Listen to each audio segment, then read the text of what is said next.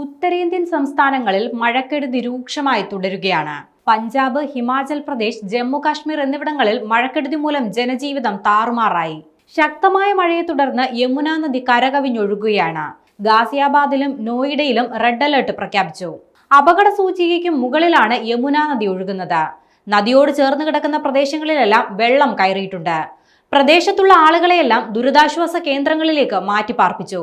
5000-ഓളം പേരെയാണ് ഇത്തരത്തിൽ ടെന്റുകളിലേക്ക് മാറ്റിയത്. യമുന തീരങ്ങളിൽ നിലവിൽ പ്രളയഭീതി നിലനിൽക്കുന്നുണ്ട്. ഹരിയാനയിൽ അണക്കെട്ടുകളിൽ നിന്ന് തുറന്നുവിടുന്ന വെള്ളം ഡൽഹിയിലേക്കാണ് ഒഴുകിയെത്തുന്നത്.